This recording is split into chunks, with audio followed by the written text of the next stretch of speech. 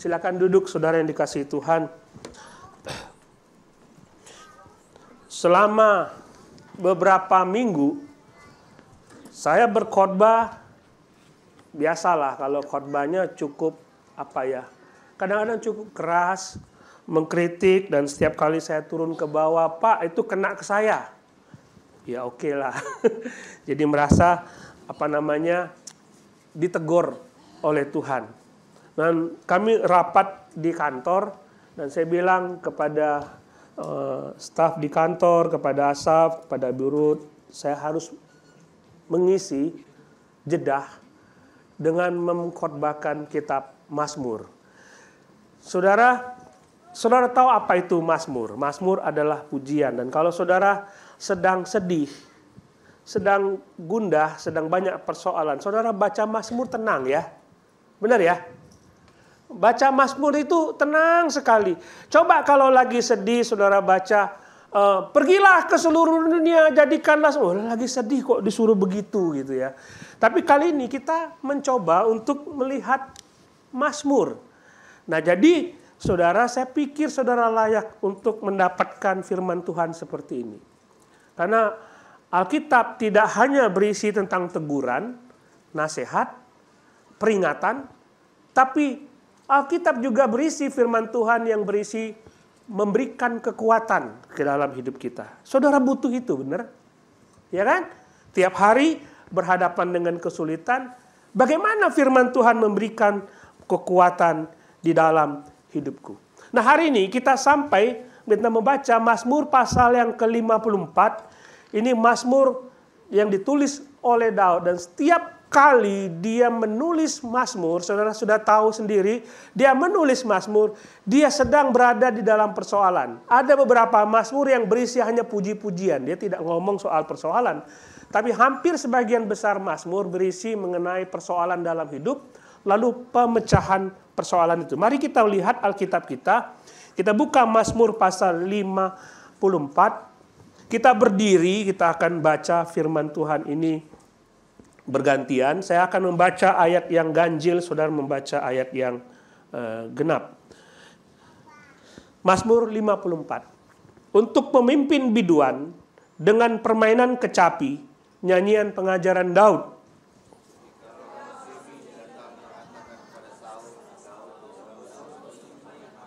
Ya Allah, selamatkanlah aku karena namamu.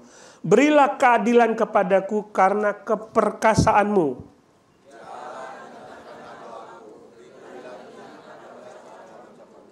Sebab orang-orang yang angkuh bangkit menyerang aku. Orang-orang yang sombong ingin mencabut nyawaku. Mereka tidak mempedulikan Allah.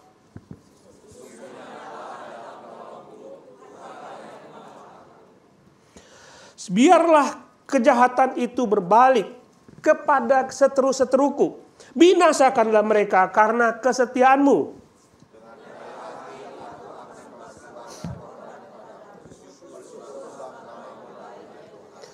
Sebab ia melepaskan aku dari segala kesesakan dan mataku memandang musuhku. Silakan duduk, saudara. Nah, kita tahu Daud adalah seorang raja. Semua tahu, Daud adalah seorang raja. Dia adalah gembala dulunya, dan ketika dia diurapi oleh Samuel, dia masih muda. Mukanya masih kemerah-merahan, ya. Mukanya masih dia pilihan Tuhan. Nah, waktu Samuel datang kepada dia, menuangkan minyak itu di atas kepalanya, umur dia kira-kira 15 tahun, masih kecil. 15 tahun. Ada di sini usianya 15 tahun? Ada? Waduh, Pak Isbanto angkat tangan. Waduh. 15 tahun masih kecil. Dan dia pada waktu diurapi, dia tidak otomatis berada di dalam istana, tidak otomatis duduk di atas tahta. Karena pada waktu itu, secara de facto, incumbent masih berkuasa, yaitu Saul. Saul masih berkuasa. Dia tidak otomatis jadi raja. Jadi kalau seandainya saya diurapi jadi raja oleh Tuhan, mana status raja itu? Enggak ada. Jadi waktu dia diurapi jadi raja, dia masih tetap mengembalakan dombanya. Masih tetap menggembala. Nah, mulai perlahan dia masuk dalam lingkungan istana. Masuk dalam lingkungan istana, Kemudian dia ikut perang lama sama orang Filistin. Saudara lihat itu ya. Dia ikut perang, dia mengantar makanan buat kakaknya. Lalu dia ikut perang. Dan hanya dia yang berani melawan si Goliat. Cuma dia yang berani. Dan sejak saat itu seluruh Israel memuji-muji Daud. Dan mereka inilah lebih cocok dia yang jadi raja. Mana Saul nggak berani melawan Goliat. Daud berani. Lebih baik ini yang menjadi raja. Dan memang itu Tuhan sudah pilih Daud jadi raja. Tetapi sejak saat itu nyawa Daud selalu terancam. Saudara tahu berapa usia ketika dia diurapi menjadi raja di Israel, di Hebron dan di Yerusalem. Usia berapa? Saul mati usia berapa? Dan dia menjadi raja. Tuhan memberikan ketenangan ke dalam dia. Status dia sebagai raja sudah de facto. Saul sudah tidak ada lagi. Umurnya 30 tahun. Jadi selama 15 tahun dia menanti-nanti Tuhan bekerja. Tuhan, engkau berjanji aku jadi raja. Bahkan engkau sudah mengurapi aku. Tetapi selama 15 tahun hidupnya terancam. Hidupnya terancam. 15 tahun Alkitab mencatat begitu banyak musuh yang dihadapi oleh Daud. Lihat begini ya. Kalau melihat kehidupan itu, kita seperti kehidupan kita. Aku percaya kepada Tuhan sekarang ini. Dan Alkitab menjanjikan hidupmu pasti lebih baik dari sebelumnya. Setelah engkau percaya kepada Yesus, hidupmu pasti lebih baik dari sebelumnya. Tapi tahun ini saya percaya kepada Yesus, tahun depan nggak ada perbaikan. Tahun depan kok tidak ada perbaikan. Tahun depan sampai berapa lama Tuhan memperbaiki hidupku? Sampai berapa lama aku harus berjuang? Daud dikejar-kejar oleh musuh. Baik itu oleh Saul, bahkan oleh bangsanya sendiri, dan bahkan oleh orang-orang asing, orang Filistin, orang negara-negara asing, mengejar Daud. Karena dialah biang kerok di setiap negara tersebut. Filistin mengejar orang Yahudi, Israel, dibalas oleh Daud, dan Daud tidak terkalahkan. Berarti Daud menjadi musuh, bukan Saul, bukan cuma Saul. Daud diserang oleh berbagai tempat. Dan hidupnya selalu di dalam pelarian. Nah, sudah mengerti keadaannya. Mazmur 54 ini terjadi setelah Daud merebut Kehila. Saudara akan membaca di dalam 1 Samuel 23. Daud merebut Kehila. Kehila itu adalah sebuah kota kecil, dusun kecil. Dan Daud mendengar bahwa Kehila diserang oleh orang Filistin. Diduduki oleh orang Filistin. Tidak ada tindakan Saul. Tapi Daud lihat, kenapa Kehila jatuh ke dalam tangan orang Filistin. Lalu Daud dengan orang-orangnya merebut kembali Kehila. Saudara baca itu dalam 1 Samuel pasal 23. Dia rebut kembali Kehila. Filistin pergi, Kehila sekarang damai. Tapi ketika saudara membaca dalam Mazmur, dalam 1 Samuel pasal 23. Saya bacakan. 1 Samuel pasal 23 ayat 10. Lalu berdoalah Daud, Tuhan Allah Israel, aku mendengar bahwa Saul berniat datang ke Kehila.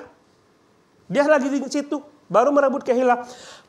Saul akan berniat datang ke Kehila dan menghancurkan kota itu karena aku. Karena aku berada di Kehila, Saul akan datang menghancurkan kota Kehila itu karena aku hambamu. Benarkah kabar yang kudengar itu Tuhan?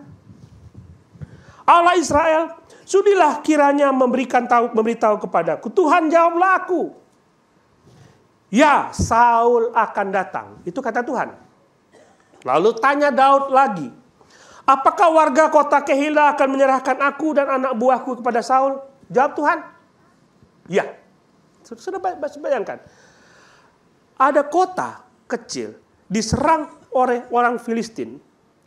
Hancur. Dan mereka dianiaya oleh orang Filistin. Lalu Daud menolong. Setelah Daud tolong, orang Kehila bilang, Daud, lebih baik aku serahkan kamu kepada Saul. Apa itu bentuknya? Pengkhianatan. Pengkhianatan. Orang yang ditolong oleh Daud berkhianat, membalikkan badannya, membalikkan mukanya, dan ingin menyerahkan Daud kepada Saul. Dan lebih celaka lagi, Kehila adalah orang Yehuda sendiri. Kehila itu orang Yehuda. Saudara lihat peta, kota Kehila berada di dalam provinsi Yehuda. Mereka suku Yehuda. Bangsaku sendiri, sukuku sendiri menyerahkan aku kepada musuhku. Betapa sakitnya hati Daud. Dan setelah dia pergi, dia tidak mau, udahlah, okelah, ini kotaku sendiri. Ini mereka bakal berkhianat kepadaku. Kalau aku jadi Daud, saya jadi Daud, kalian jahat. Aku basmi kalian semua. Daud tidak seperti itu orangnya. Dia keluar dari Kehila dan membiarkan bangsa itu, okelah. Lebih baik orang-orang ini tidak dibinasakan oleh Saul dan juga tidak dibinasakan oleh saya. Karena sayalah kota ini terancam, lebih baik saya keluar. Daud keluar. Dan setelah dia keluar, dia berada di padang gurun Zif. Padang gurun Zif. Dia berada di sana. Dan pada waktu dia berada di dalam padang gurun Zif itu, dia menulis lagi Mazmur 54 ini. Coba lihat ayat yang kedua. Orang-orang Zifi datang mengatakan kepada Saul, Daud bersembunyi kepada kami. Jadi Mazmur 54 itulah kondisi Daud sebenarnya. Orang Filistin mencari Daud untuk dibunuh. Nah sekarang ada orang Zifi. Saudara tahu siapa orang Zifi itu? Tahu? Padang gurun Zif. Cari. Mereka adalah orang Yehuda juga.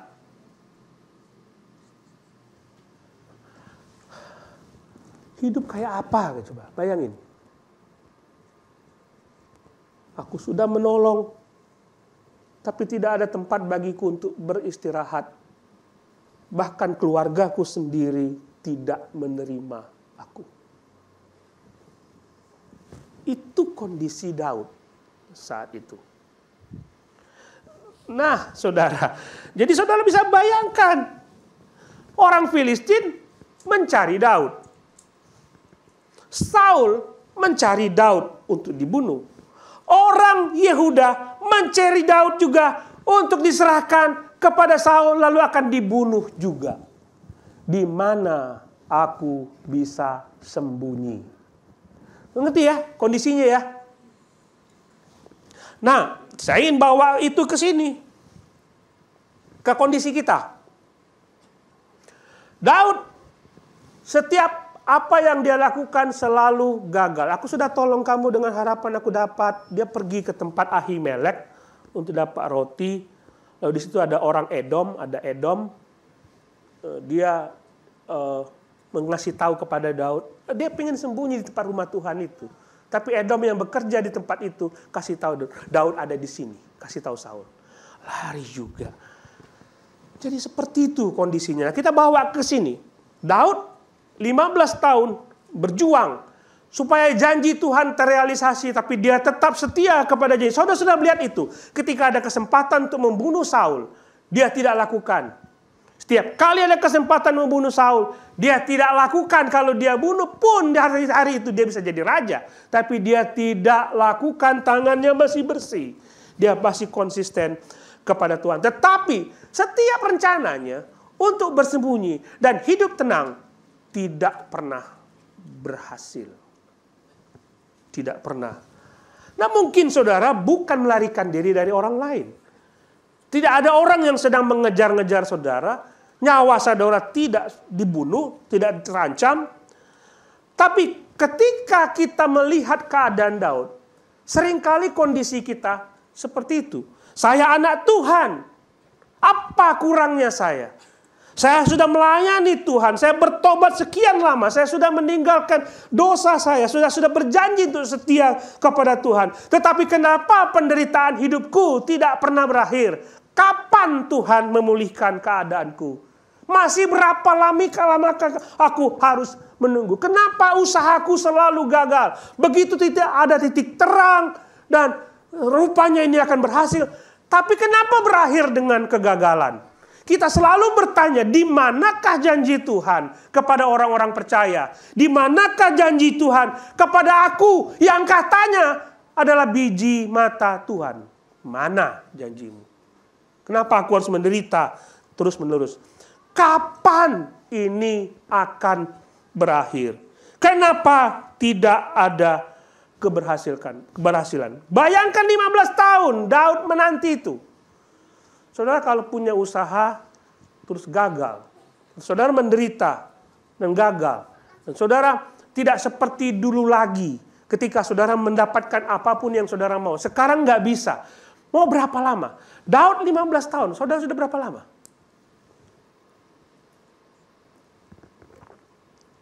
Bandingkan, saudara berapa lama? Saudara mungkin tidak ada musuh. Tapi saya dengar ada beberapa orang punya usaha, lalu ditipu oleh temannya.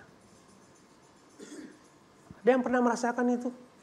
Join bersama-sama, sama-sama kirim uang, uangnya diambil. Sakit rasanya. Mungkin tidak seperti itu, saudara. Mungkin. Tetapi kita semua punya pergumulan. Kita semua punya pergumulan yang berat yang mungkin sedang saudara alami saat ini. Sudah sekian lama sepertinya tidak ada jalan keluar. Apapun yang saudara lakukan selalu berakhir dengan kegagalan. Penderitaan demi penderitaan selalu menghantui setiap hari. Tangisan dan air mata saudara selalu menemani setiap malam. Kapan Tuhan ini akan berakhir? Saudara melihat sekeliling saudara dan tidak ada seorang pun yang bisa menolong saudara. Saudara pergi ke sini, tidak ada yang menolong. Teman-teman semua yang dulu datang sekarang menghindari saudara. Tapi ketahuilah, ketika segala sesuatu sepertinya tidak ada harapan, Allah masih bisa diandalkan. Allah masih bisa diandalkan. Ketika saudara berteriak kepadanya minta tolong, dia mau mendengarkan saudara. Itulah sebabnya Daud berkata, "Ya Allah, selamatkanlah aku. Berilah keadilan kepadaku. Dengarlah doaku. Berilah telinga kepada ucapan mulutku. Tuhan, Allahmu dapat menyelesaikan persoalan hidupmu." Tinggal datang kepada dia. Saudara bacalah setiap kali Daud mengalami persoalan. Hal yang dia lakukan itu datang kepada Tuhan.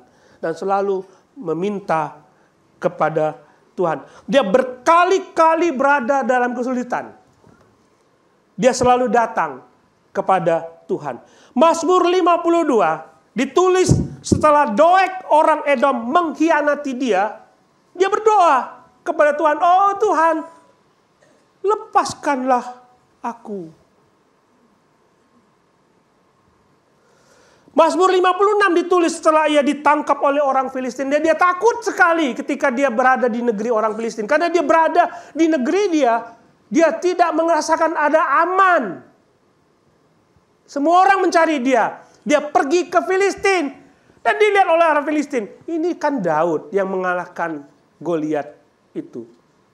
Dan dia berada dalam ketakutan. Tapi Mazmur 56 ada satu kata, satu ayat yang ditulis oleh Daud. Dia berkata, "Waktu aku takut, aku ini percaya kepadamu." Lihat, dia ada dalam kesulitan. Dia datang kepada Tuhan. Mazmur 57, ia melarikan diri dari Saul di dalam gua dan berseru kepada Tuhan, dan Tuhan lepaskan dia. Bukan dengan membunuh Saul, tapi Saul lari sendiri. Daud tidak membunuh aku. Kalau dia bunuh aku, habislah aku, kata Saul. Ya sudahlah, aku tidak akan membunuh Daud. Seperti itu. Mazmur 59, Saul mengirim pembunuh untuk mengintai rumah Daud. Itu ditulis oleh Daud.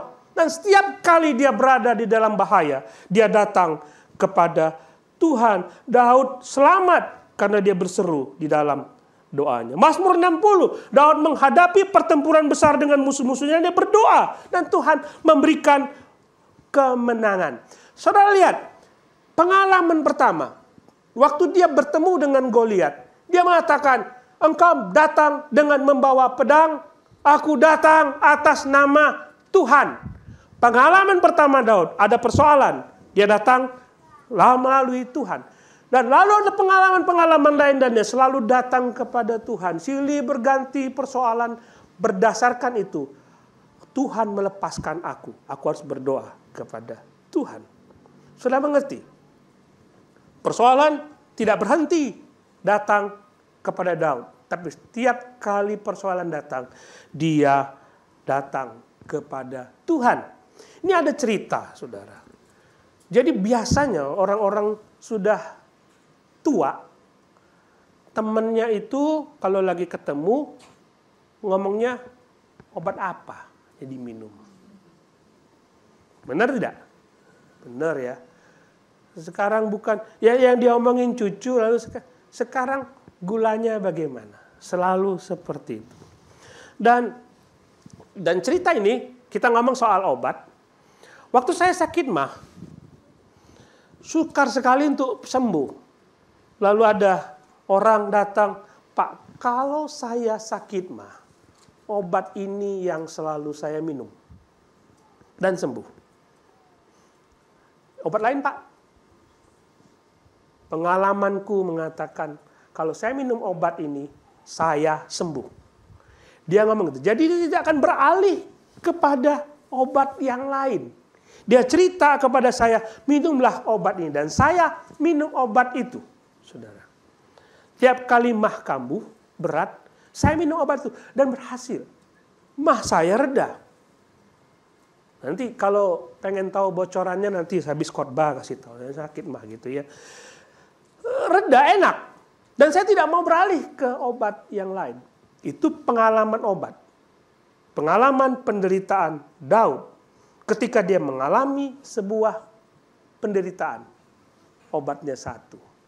Datang kepada Tuhan. Dan pertolongan Tuhan bukan karena pengalaman, bukan karena kita ada pengalaman aku bersama dengan Tuhan, maka aku akan datang kepada Tuhan. Pengalaman itu hanya sebagian bukti bahwa Tuhan menolong kita. Tapi Daud mengatakan begini. Dia berkata,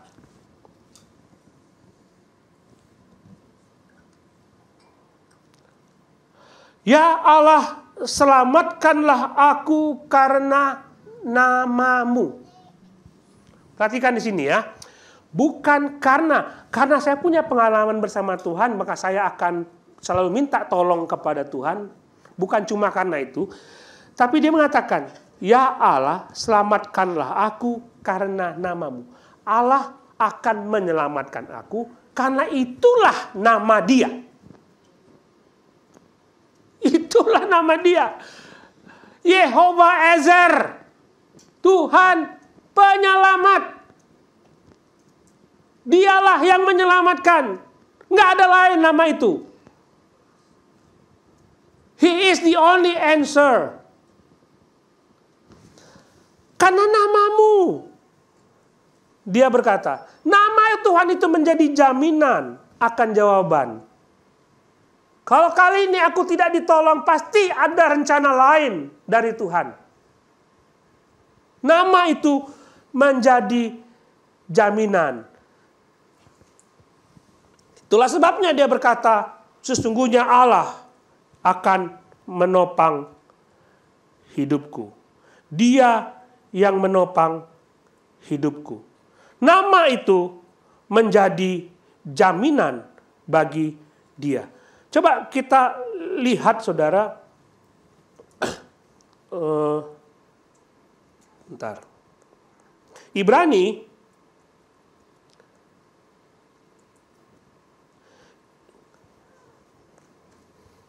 Ibrani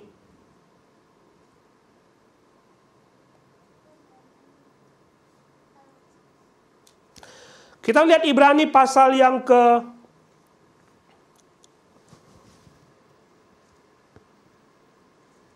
13 ayat 5. Ibrani pasal 13 ayat 5. Penulis Ibrani mengatakan, jangan kamu menjadi hamba uang. Jangan kamu menjadi hamba uang dan cukupkanlah dirimu dengan apa yang ada padamu.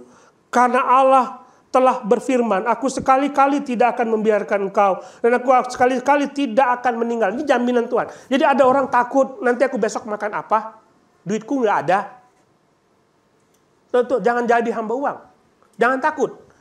Karena Allah berkata, aku sekali-kali tidak akan meninggalkan engkau. Sebab itu dengan yakin kita dapat berkata, Tuhan adalah penolongku, aku tidak akan takut apa yang akan dilakukan oleh manusia. Allah akan selalu menolong. Karena itulah nama Dia.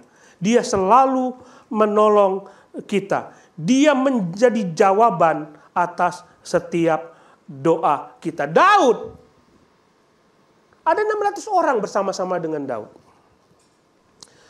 Pada waktu di padang gurun Zif ini, Yonatan datang menghampiri Daud. Datang kepada Daud dan memberikan kekuatan kepada Daud. Daud, sahabatku, walaupun ayahku mengejar engkau, aku yakin bahwa tahta raja itu akan menjadi milikmu. Yonatan memberi kekuatan kepada Daud.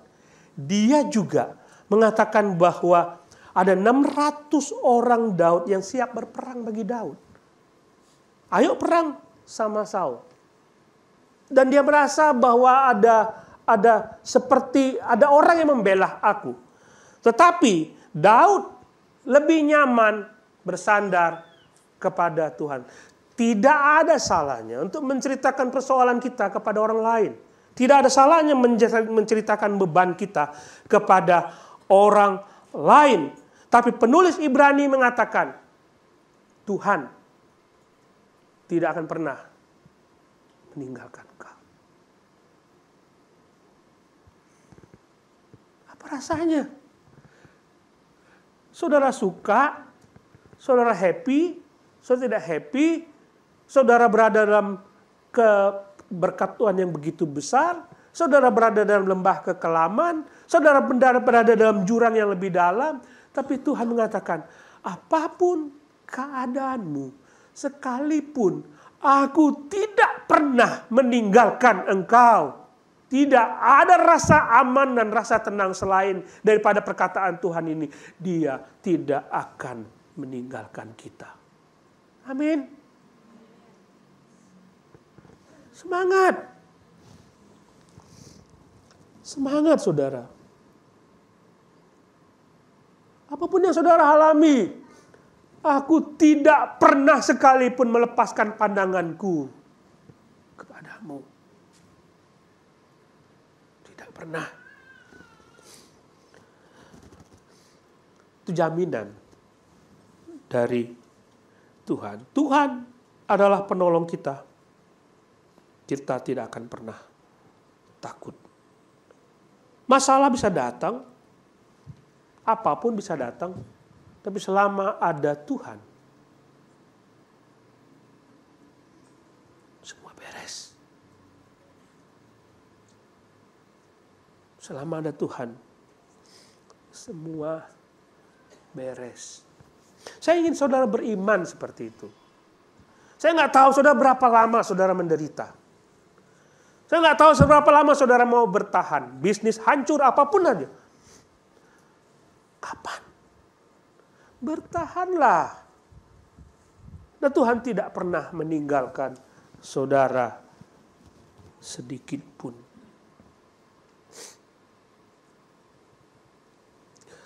Ayat 8 dia berkata,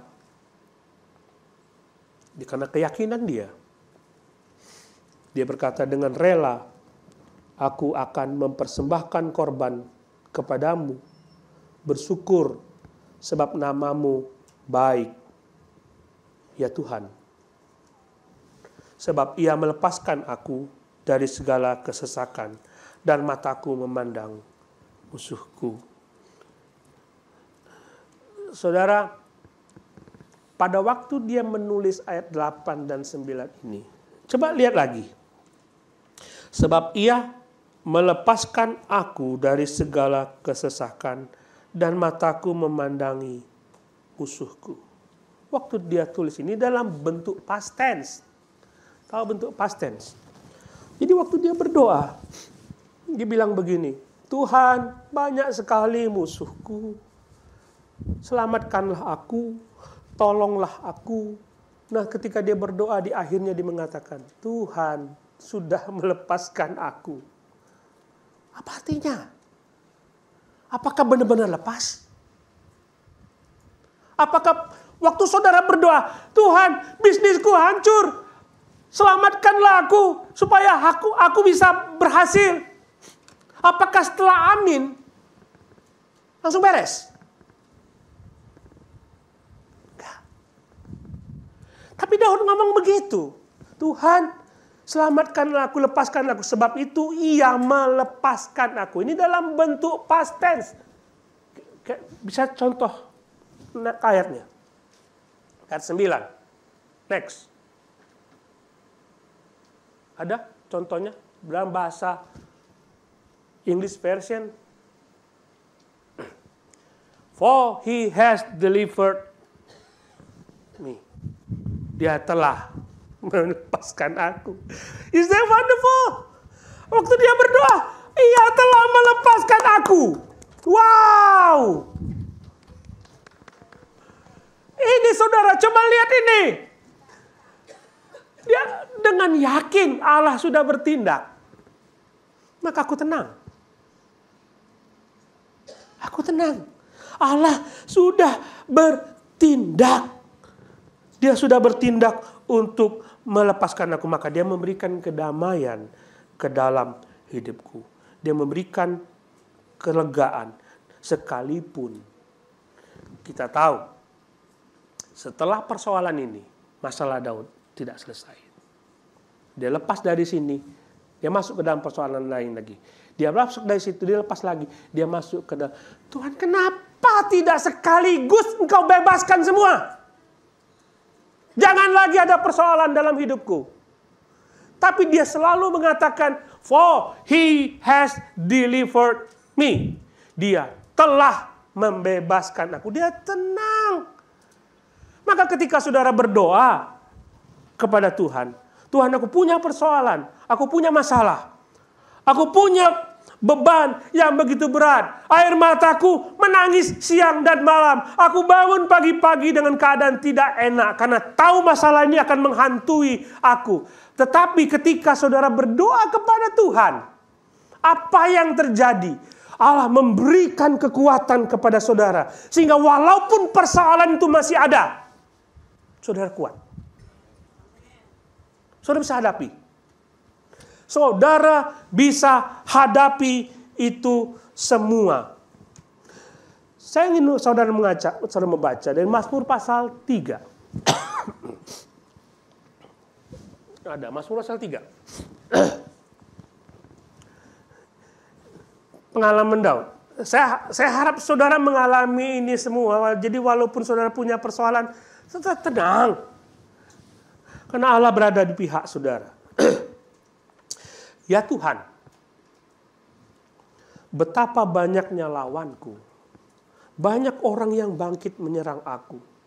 Banyak orang berkata tentang aku, baginya tidak ada pertolongan dari Allah. Tetapi Engkau, Tuhan, adalah perisai yang melindungi aku. Engkaulah kemuliaanku dan yang mengangkat kepalaku. Dengan nyaring aku berseru kepada Tuhan, dan Ia menjawab aku dari gunungnya yang kudus. Aku membaringkan diri, lalu tidur. Aku bangun, sebab Tuhan menopang aku. Aku tidak takut kepada puluhan ribu orang yang siap mengepung aku. Mengerti maksudnya? Dia berdoa, banyak musuhku. Ayat terakhir, ada puluhan ribu orang yang siap mengepung Daud. Tapi ayat 6, aku membaringkan diri dan tidur. Saudara, mana ada orang punya persoalan, lalu lagi di luar tuh ada puluhan ribu orang ingin mengepung dia. Dia nggak bisa tidur, mana ada? Ada nggak? Mana ada? Pasti saudara berjaga-jaga, nggak bisa tidur. Ada persoalan. Tapi Daud, aku sudah menyerahkan kepadamu ya Tuhan. Aku percaya Tuhan jaga.